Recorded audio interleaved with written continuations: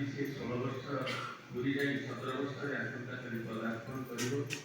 ସେଇ ଉଦ୍ଦେଶ୍ୟରେ ପ୍ରଭୁଙ୍କ ପାଖରେ ଆଜି ଏଇ ଗୁଣକୀର୍ତ୍ତନ ଏବଂ ସତ୍ସଙ୍ଗର ଯେ ତାଙ୍କ ପାଖରେ ମାନସିକ ରଖିଛନ୍ତି ପ୍ରଭୁଙ୍କ ପାଖରେ ଆମ ଘରେ ପଳେଇଥିବେ ଦୋକାନ ଘରେ ଘରେ ସେ କାଲିଠାରୁ ତା ବାପା ସାଙ୍ଗରେ ସେ ବନ୍ଧୁ ହେଇଗଲା ଏବଂ ତାର କାଲିଠାରୁ ଦାୟିତ୍ୱ ମଧ୍ୟ ବଢିଲା।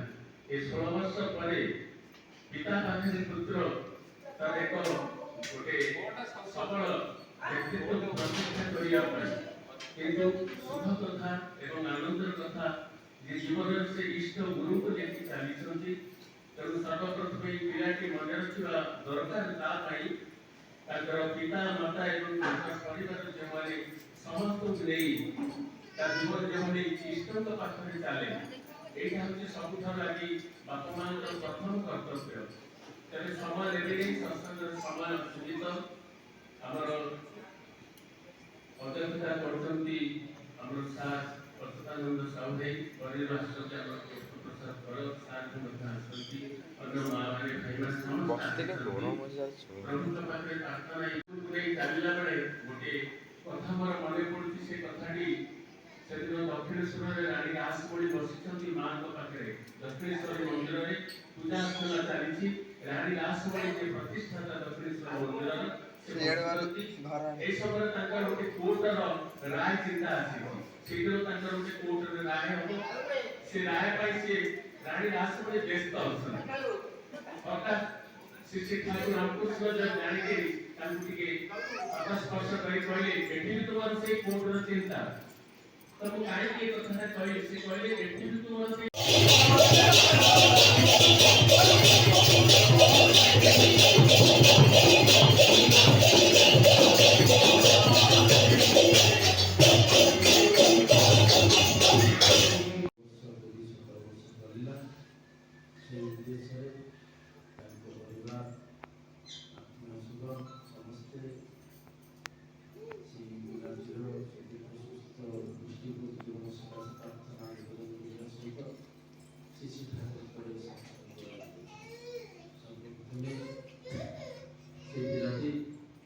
ଠାକୁରଙ୍କର ମନଲାଖି ହଉ, ଇଷ୍ଟପ୍ରାଣ ହଉ,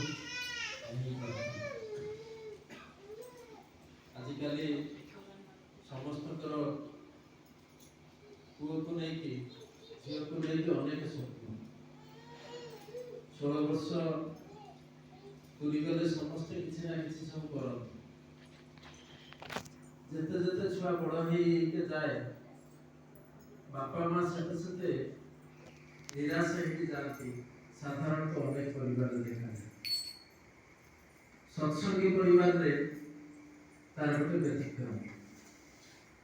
ଆମ ପରିବାରର ପିଲାମାନେ ଠାକୁରଙ୍କୁ ନେଇକି ରହିବେ, ଇଷ୍ଟଙ୍କୁ ନେଇକି ରହିବେ, ଆଚାର୍ଯ୍ୟଙ୍କୁ ନେଇ ରହିବେ, এইଭଳି ଗୋଟେ ପ୍ରତ୍ୟୟ ପ୍ରତିଟି ବାପା ମାଙ୍କର ସତ୍ସଙ୍ଗୀ ପରିବାରରେ ଅଛି। ତେବେ ସାଧାରଣ ପରିବାରର ଲୋକର ପ୍ରାର୍ଥନା, ସତ୍ସଙ୍ଗୀ ପରିବାରର ଲୋକର ପ୍ରାର୍ଥନା এটা ଭିନ୍ନ। ସାଧାରଣ ପରିବାରର ବାପା ମା ପ୍ରାର୍ଥନା କରନ୍ତି, ପୁଅଟା ଡାକ୍ତର ହଉ, ଇଞ୍ଜିନିୟର ହଉ, ଭଲ ରୋଜଗାର କରୁ, ବହୁତ ବଡ଼ କୋଠାବାଡ଼ି କରୁ, ଜମିବାଡ଼ି କିଣୁ, ଏଇସବୁ କଥା ପ୍ରାର୍ଥନା କରୁ। କିନ୍ତୁ ସତ୍ସଙ୍ଗୀ ପରିବାରର ବାପା ମାଙ୍କର ପ୍ରାର୍ଥନା ହେଉଛି ପୁଅଟା ମୋର ଇଷ୍ଟପ୍ରାଣ ହଉ, ଠାକୁର ତା ଜୀବନର ମୁଖ୍ୟ ହୋଇଥାନ୍ତି। ଆମମାନେ ଜାଣିଛୁ ବାସ୍ତବ ଜୀବନର ସୌନ୍ଦର୍ଯ୍ୟ ଇଷ୍ଟପ୍ରାଣ ତା ଉପରେ ରହିଛି। ପରମ ପୂଜ୍ୟପାଦ ଶ୍ରୀ ଶ୍ରୀ ବରଦା କହିଲେ, ମଣିଷର ସୌନ୍ଦର୍ଯ୍ୟ ତାର ଇଷ୍ଟପ୍ରାଣ ତା ଉପରେ ନିର୍ଭର କରେ। ଆମେ ସବୁ ପଦାକୁ ବାହାରିଲେ ଭଲ ଜାମାପଟା ପିନ୍ଧୁ, ଭଲ ଟିକେ ମେକଅପ୍ ନଉ, ଚୁଟିଟାକୁ ଭଲ କରି ସଜାଡ଼ୁ, ସବୁ କିଛି କରୁ, କିନ୍ତୁ ମଣିଷର ପ୍ରକୃତ ସୌନ୍ଦର୍ଯ୍ୟ ତାର ଇଷ୍ଟପ୍ରାଣ ତା ଉପରେ ଅଛି। ଠାକୁରଙ୍କୁ ସେ କେତେ ଭଲ ପାଏ, ସେଇ ଉପରେ ହିଁ সেই ମଣିଷର ସୌନ୍ଦର୍ଯ୍ୟ ନିର୍ଭର କରେ। ଯେ ଇଷ୍ଟପ୍ରାଣ ନୁହେଁ, ସେ ଯେତେ ଚାକଚକ୍ୟ ଥାଉ ନା କାହିଁକି, ଯେତେ ସୁନ୍ଦର ହେଇଥାଉ ନା କାହିଁକି, ବାସ୍ତବ ସୌନ୍ଦର୍ଯ୍ୟ ତା ଭିତରେ ନାହିଁ। ତେଣୁ ଇଷ୍ଟପ୍ରାଣ ତାକୁ ଜାଗ୍ରତ କରିବାକୁ ପଡ଼ିବ।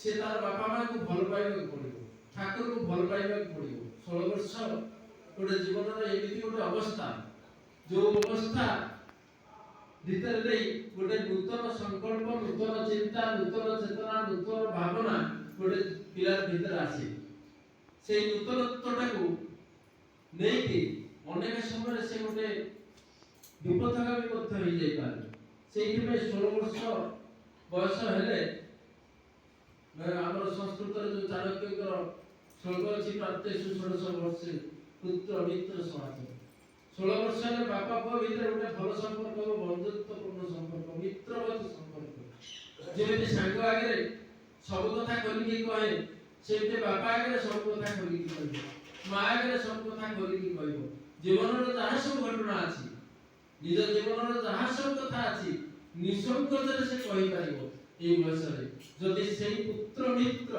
बापा सहित अटाचमेंट बढ़ीगला माँ सहित अटाचमेंट ये बयस बढ़ीगला ताले से पिलाटा विपथगामी हम आज देखा जाए पिला टिके बड़ हो गले बापा माँ ठार डिस्टेंस हो जाए बापा जब ये घर शोते पुटा सेपट बाटे बुली बुलिका जाए यहाँ प्राय अनेक परिवार देखी बहुत परिवार से कौन हुए विपथगामी हमार रास्ता खुली बापा पुओ भीतर अटाचमेंट बढ़ी जाए माँ पुओ भीतर जब अटाचमेंट बढ़ी जाए ये बयस ताले से विपथगामी हम ना बापा माँ मानकर कर्तव्य रही ए बयस अत्यंत तीक्ष्ण भाव में पर्यवेक्षण करने पड़ो कोटा कौन करुछि को दिगरे तार झुक अछि मोबाइल देखुछि त कोन देखुछि